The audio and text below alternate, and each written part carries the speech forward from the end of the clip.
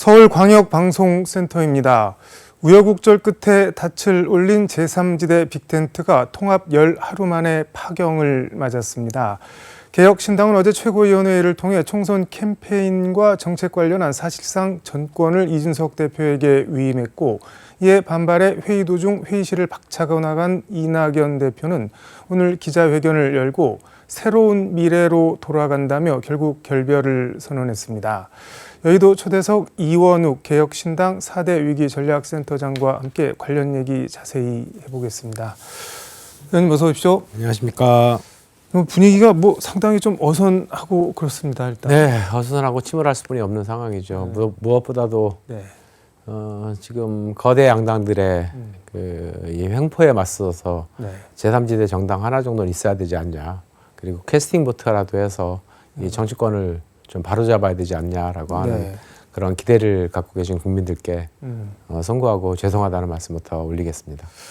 근데 이게 열 하루 만에 이렇게 파경이란 표현이 좀 그렇지만 이렇게 깨질 거면은 애초 잘못된 만남 아니었냐 이런 얘기가 막 나올 것 같은데요. 그러니까 우리 이제 양보하고 이렇게 색깔이 조금씩 다를 수 있고 네. 이렇겠지만 하나씩 좀 내 거는 내 주장을 조금씩 덜하고 하면서 뭉쳐보자. 그리고 더 설 밥상에 국민들에게 선물을 드리자라고 하는데 원칙적인 합의를 본 거죠. 네. 그래서 그것이 아주 급물살을 타고 설날 바로 전날 합의문을 발표하게 됐는데 당시만 하더라도 이런 파국이 오리라고는 저는 상상조차도 못했습니다. 왜냐하면 이미 이거 다 알고 있는 내용 아니겠습니까? 어느 날 갑자기 모르는 사람이 만나가지고 우리 결혼하자 이렇게 된 게 아니고 네. 충분히 사귀어 왔다라고 하는 거죠. 그래서 이게 파국으로 가겠냐라고 하는 생각을 했었는데요. 결국 파국으로 갔을 뿐이 없는 이런 상황이 오늘 맞닥뜨리게 돼가지고 굉장히 아쉽고 정말 무엇보다 국민들께 어떻게 뭐라고 말씀을 못 드리겠어요. 이 강론을 좀 보면은 이제 어제 개혁신당 최고위원회의에서 선거 캠페인 및 정책 결정에 관한 최고위 권한을 이준석 대표한테 위임한다. 그러니까 사실상 전권을 준 건데 이거에 대해서 오늘 이낙연 대표 기자회견 보니까는 그건 통합 정신을 깨는 건데 공동대표를 하고 이낙연 대표를 총괄선대위원장에 임명하도록 한 통합 정신을 깨는 건데 통합 정신을 깨는 게 어떻게 최고의 안건이 될 수가 있냐. 그 자체가 잘못된 거다 이렇게 비판을 하던데 어떻게 보시나요? 이낙연 대표님의 기자회견문을 저도 봤는데 네. 그거에 대해서 지금 일일이 반박하고 네. 이런 것들은 적절치 않다라고 보여지고요. 나중에 그런 문제들이 아님을 아실 수 있는 날이 머지않아 도래할 뿐이 없다. 그러니까 안다는 거는 이낙연 대표가 안다는 건가요? 아니면 국민들이 아신다는 건가요? 국민들도 알 수 있겠고요. 이낙연 대표님도 충분히 아실 수 있을 거고. 그러니까 지금 이제 예를 들어서 이제 선거의 모든 권한 이런 것들은 아니에요. 당무거든요. 네. 지금 일상적인 당무의 과정입니다. 선거를 앞둔. 네. 그죠? 그래서 이제 한동훈 비대위원장이나 이재명 대표가 하여튼 공천관리위원회를 꾸려가지고 쭉 공천 과정이 진행되는 거거든요. 근데 여기서 지금도 우리도 그러한 당무와 관련된 것을 아무것도 진행하지 못하고 있으니 그런 거에 대한 권한들은 좀 빨리 법정의 대표인 이준석 대표한테 네. 신속하게 진행할 수 있는 권한들이 좀 있어야 되는 거 아니냐라고 하는 판단들을 했던 것 같습니다. 근데 그때 지금 최고위원회 당 지도부가 네. 개혁신당의 지도부가 임시 지도부 성격이긴 했지만요. 이준석, 이낙연 공동대표 네. 그리고 이준석 측에서 양양자 그리고 원칙가당 측에서 조응천, 금태섭, 그 다음에 김종민 의원, 이낙연 측에서 김종민 이렇게 해가지고 4그룹이 들어와 있는 거거든요. 그러니까 만약에 이준석 대표의 독단적 결정 그리고 말 그대로 사당하라고 한다면 이 4그룹이 다 반대했겠죠. 이준석 측을 제외한 3그룹이. 근데 어제는 어찌됐든 의결되는 과정에서 나머지 3그룹은 동의를 했던 거고 이낙연 대표 측만 그 안건에 대해서 이제 이게 반발을 하시면서 나가게 됐으니 그러면 나머지 표결에 참가한 사람들은 이준석 사당화에 동의한 거냐 이런 것들은 좀 너무 나가신 표현 아닌가 싶습니다. 김종민 의원은 이거는 전두환이 지금 나라가 어수선하니까 국보에 만들어서 여기에 다 위임해 달라고 하는 거 아니냐, 뭐 국회 해산한 거랑 뭐가 다르냐 이렇게 비판을 하던데 이준석 대표를 전두환한테 비유를 했는데 어떻게 보셔야 될까요? 그럼 뭐 해야 될까요? 그런 표현도 이제 사람이 격해지다 보면 네. 그러니까 욕도 하고 뭐 네. 표현이 좀 과하게 나올 수도 있고 이러지 않겠습니까?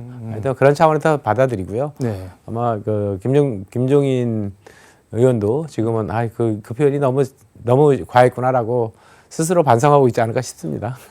김종민은 반성을 하고 있을까요? 더욱더 확신을 갖고 있는 거 아닐까요? 오늘 기자회견 반성하겠죠. 보니까는. 그러니까. 근데 지금 이낙연 대표 쪽에서는 그 이준석 대표가 통합 선언한 뒤에 이제 뭐 이거 흡수 통합이다 뭐 이렇게 얘기를 하고 다니고, 그다음에 뭐 이낙연 대표한테 공동 대표랑 총괄 선대위원장 자리 준 거 뭐 예우 차원이다 뭐 이렇게 얘기를 한 게 처음에는 이제 내부 지지자들 반발 달래려는 일종의 수사로 생각을 했는데 이게 수사가 아니었다. 그러니까 뭐 한마디로 쉽게 말해서 처음부터 그냥 바지 사장 만들 작정을 하고 통합을 하고 결과적으로 만들었다. 뭐 지금 이렇게 받아들이는 것 같고, 이낙연 대표는 오늘 기자회견에서 기획했다 처음부터 뭐 이렇게 얘기를 하던데 그건 어떻게 보시나요? 그러니까 하여튼 그런 거에 대해서 일일이 따지기 시작하면은 네. 뭐 서로 막가자는 거니까 사실 그런 거를 말씀드리기는 적절치 않고요. 그러니까 뭐 단순하게 그러면 이준석 대표가 모든 것을 다 하겠다라고 하는 이런 과정이었다고 한다면 그런 내용들을 뭐하러 논의를 했겠습니까? 뭐 그런 거는 사실과 같지 않습니다. 김종민 의원은 오늘 기자회견 보니까는 결국은 뭐 이낙연 대표를 몰아내고 그다음에 공관위원장으로 김종인 위원장을 데리고 와서 이제 뭐 그렇게 하려고 뭐 작정을 하고 한 거 아니냐 뭐 이렇게 얘기를 하던데, 김종인 위원장이 공관위원장 오시는 건가요? 그건 모르죠. 저는 최고위원회 아니어가지고 모르겠는데요. 네. 아마 김종인 위원장이 아닌 제3의 인물, 예를 들어 유인태 네. 위원님이라든가 접촉했던 걸로 알고 있고요. 만약에 받아주신다라고 한다면은 네. 최고의 카드다라고 하는 것이 뭐 이준석 대표나 이낙연 대표께서도 다 고려했던 것 같은데, 근데 문제는 평안감사라도 본인이 하고 싶지 않으면 못 하는 건데 안 하시는 건데, 유인태 네. 전 의원께서 그거에 대해서 완전히 고사하고 절대 안 하신다라고 하니까 제3의 카드들을 이렇게 이런저런 식으로 논의를 하게 된 거 아닌가 싶습니다. 이거는 뭐 그럼 어쨌든 지켜봐야 될 것 같고, 어쨌든 지금 개혁신당이 통합개혁신당이 뭐 열 하루 만에 깨진 모양새가 됐는데 뭐 계속 삐걱대고 가느니 결과적으로 잘 된 건가요? 아니면 어떻게 봐야 될까요? 최악이라고 봐야죠. 그러니까 국민들이 이런 거 아니겠습니까? 당신들이 여야의 이 혐오 정치, 그다음에 이 분열 정치, 진영 정치 치러가지고 나왔다며. 근데 조그만 정당에서 말하자면 도토리끼리 모여가지고 어떻게 한번 해보겠다라고 하더니 그것도 11일 만에 거기에서 또 통합을 해내지 못하면서 국회를 바꾼다라고 생각해? 아마 저는 이런 비난과 조롱이 굉장히 거세지라고 봅니다. 그러니까 이것은 누구한테도 승리도 아니고, 이준석 대표한테도 승리가 아니고 이낙연 대표한테도 승리가 아니다. 저는 궁금한 게 비난과 조롱을 받을 거라고 말씀을 하셨는데 그걸 감수하고 그럼 이렇게 한 이유나 뭐 목적이 뭐가? 그러니까 저도 그게 이해가 안 돼요. 그래서 어제도 뭐 오늘 아침에도 그걸 의원님이 이해를 못 하시면 이제 저도 이해를 못하고 있습니다. 굉장히 이거 봉합을 해보려고 노력을 했는데 결국 무산돼가지고 이렇게까지 오게 돼서 너무 안타깝고 국민들께 정말 죄송하다는 마음입니다. 근데 이게 지금 이제 뭐 결과적으로 뭐 이준석 대표에게 전권을 달라 그럼 결과로 보여주겠다 뭐 이런 거 같고, 허은하 수석 대변인도 그런 취지로 설명을 하던데 그런 목적이나 뭐 의도가 아니었을까요? 이렇게 막 이준석 대표 입장에서는 그냥 나한테 좀 맡겨줘 보세요. 그럼 내가 알아서 다 보여드릴게요. 뭐 이런 거 아니었을까요? 그러니까 이런 얘기가 오갔습니다. 그러니까 금태섭 의원이 이제 저한테 최고위원회에서 찬성한 이유, 표결에 찬성한 이유에 대해서 설명을 좀 해줬는데요. 통합을 한 다음에 8일 정도, 9일 정도를 지나는 데 있어서 아무것도 못했다는 겁니다. 결정을.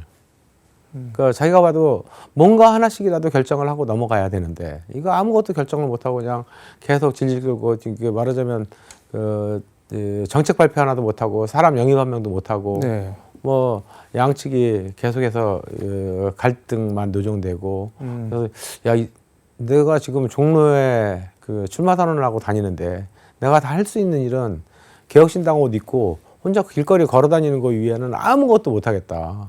정말 현장에서 느끼기엔 너무나 답답한 상황이 지금 계속되고 있다. 그래서 뭔가 하나라도 결정돼야 된다. 그러니까 지금은 그 큰 정당이 당의 틀을 갖추기 위해서 노력하는 게 아니고 네.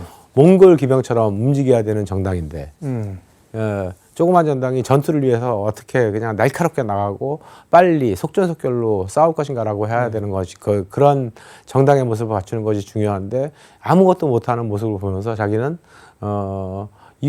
당분간이라도 어쨌든 이준석 대표한테 한번 일할 수 있는 틀을 열어주는 것이 좋겠다고 판단했다라고 하는 얘기를 저한테 전화 주었습니다. 뭐 결론적으로 그 말씀은 몽골 기병처럼 치고 나가는데 이준석 전 대표가 치고 나가는데 이낙연 대표가 조금 뭐 부담이 됐다거나 이렇게 뭐 무겁게 만드는 측면이 있다 뭐 그런 뜻이네요. 그러면. 아니 그런 건 아니 그런 거 그렇게 이제 딱 집어가지고 말씀드린 건 아니고요. 어쨌든 내부 논의 틀이 이제 합의 구조라고 하는 거를 만들려면 100% 합의 구조라고 한다라고 한다면은 이거는 진행될 수 없는 거 아니겠습니까? 그러면 그런 면에서 이 틀을 한번 깨야 되겠구나. 뭔가 표결이라도 해서 이 틀을 깨지 않으면 계속해서 이러한 현상이 계속 노정되겠구나라고 하는 판단이었겠죠. 누구의 잘못 이런 건 아닌 것 같습니다.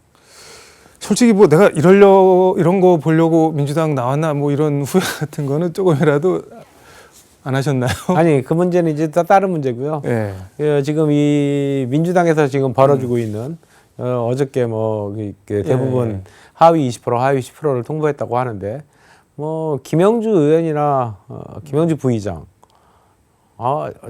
제가 주변에서 이렇게 본 의원 중에서 가장 성실하고 가장 뭐 표창도 많이 받고 모범적이고 뭐 이런 의원이었거든요. 이런 의원이었거든요. 거기다가 뭐 그 박영진 의원도 입법 활동이라든가 이런 것들 아주 그냥 선명하게 굉장히 잘해왔던 의원입니다. 대정부 질문 뭐 이런 것들도 아주 그냥 뭐 훌륭하게 소화해냈던 훌륭한 정치인인데 그런 의원들이 하위 10%에 들어간다라고 하는 거는 도저히 이해할 수가 없죠. 이게 완전히 이재명의 사당화 제가 만들어지는 과정 아니냐라고 오늘도 얘기를 했는데 오늘 본회의 잠깐 있어가지고 민주당 의원들한테 그런 의원들이 수군수군대고 있을 때 저도 껴가지고 잠깐 얘기를 나눴는데요. 봐라, 내가 1년 전부터 뭐라 그러대. 이재명 대표는 당의 승리에 관심이 없는 사람이다. 뭐에 관심 있나요, 그럼? 사당화에 관심이 있는 사람이다. 사당화를 해서 뭘 하겠다고요, 그러면? 자기 방탄에만 관심이 있을 뿐이다. 아니 그럼 똑같은 질문인데 본인 방탄을 해서 뭘 결과적으로 하겠다는 건가요, 그러면? 그 다음에 대선 또 출마하고 뭐 이런 거겠죠. 이게 왜 얘기하지 않대. 수박이라도 이미 한 번이라도 거론된 사람들은 분명히 날리려고 할 것이다. 어떻게 되는지 봐라. 제가 탈당하는 순간까지도 그 얘기를 정말 많은 의원들한테 얘기를 하면서 나왔습니다. 근데 설마 그럴 리가 있겠어. 당의 시스템이 있는데. 라고 설마 했었죠. 근데 설마가 지금 이제 현실화가 됐지 않습니까? 그래서 지금 민주당에 제가 남아 있었으면 똑같은 수모를 당하고 있을 것이다. 그래서 저는 이제 지금도 민주당을 나와가지고 새로운 정치를 해보겠다라고 하는 거는 굉장히 잘한 판단이라고 생각이 들고요. 보다 나은 정치를 국민들한테 보여드리고 싶고 제3지대 정당이 성공하는 모습을 보여드리고 싶어서 나왔는데 우리조차도 이렇게 삐그덕거리면서 또 합쳤다가 또 뭐 파괴하고 결렬되고 이런 모습을 보이는 거에 대해서는 정말 안타깝고 국민들한테 죄송할 뿐이죠. 근데 지금 오늘 페이스북에 그 민주당 뭐 밀실 공천 비선 여론조사 이런 거 비판을 하면서 뭐 악의 축이라고까지 묘사를 하셨던데 지금 그 정도로까지 더 보시는 건가요? 지금 이재명 대표 민주당을? 뭐 악의 축 정도가 아니고 저는 소멸돼야 될 정당이라고 봅니다. 이재명의 민주당은 민주당이 아닙니다. 거기에 민주가 어디 있습니까? 너무 말씀이 세신 정말로요. 저는 소멸돼야 될 정당이고 네. 저 정당은 진짜 역사적으로 사라져야 될 정당이라고 생각을 하지.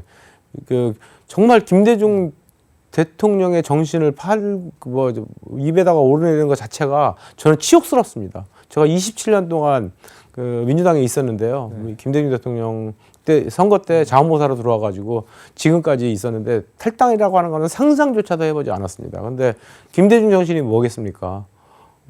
용서와 화해잖아요. 그리고 통합이잖아요. 김대중 대통령이 야당 총재 시절에 이기택 민주당과 통합을 할 때 지분 구조를 훨씬 셈에도 불구하고 5대5로 했습니다.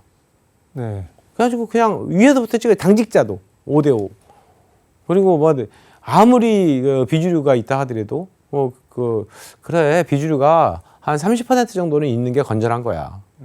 라고 하는 거를 인정을 하셨었죠. 근데 이재명의 민주당은 이번에 지금 공천 파동에서 보듯이 단 한 명의 이른바 비주류도 뭐 수박이라고 낙인 찍고 인정하지 않는 이러한 정당. 이거는 이재명의 사당화 이외의 아무것도 아닌데 이름만 민주일 뿐이지 여기 지금 이재명이 보여주는 민주당의 민주라고 하는 단어가 어디에서 찾아볼 수 있겠는가. 저는 이 정당은 진짜 광주 시민들, 호남의 시민들이 철저하게 이번 선거에서 심판해 주시기를 정말로 간곡히 부탁드리고 싶습니다.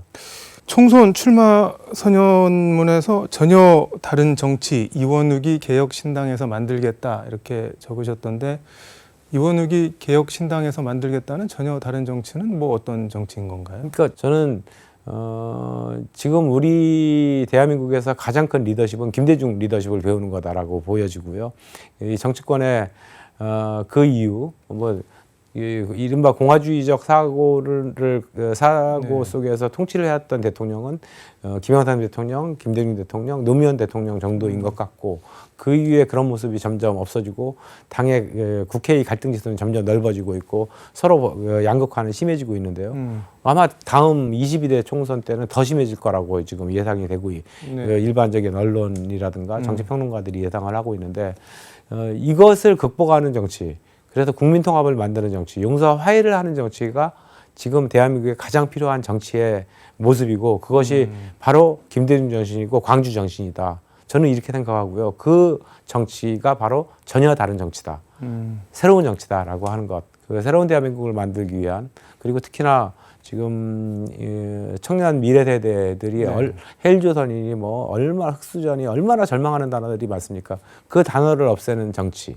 그런 말이 이제 더 이상 국민들한테 나오지 않는 그러한 정치를 보여드리고 싶다라고 하는 각오를 하고 있습니다. 근데 이게 일단 살아 돌아오셔야지 뭐 정치도 하고 정책도 만들고 법안도 만들고 하실 텐데 개혁신당 후보들이 지역구에 출마를 해서 살아서 돌아올 수 있겠느냐 뭐 이런 회의적인 시각도 꽤 있는 것 같습니다. 그건 어떻게 보세요?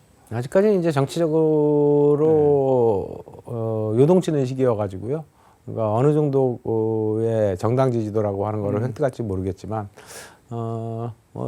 조홍천 의원이나 저는 조금 더 역사성이 좀 있는 것 같습니다. 당으로부터 원칙과 상식을 만들고 당의 개혁을 끊임없이 부르짖어 왔고 근데 그것이 받아들여지지 않으면서 거의 내쫓기다시피 하는 이러한 모습을 보고 그거에 대해서 공감해 주시는 시민들이 굉장히 많으십니다. 그래서 1차적으로는 하여튼 암울하다.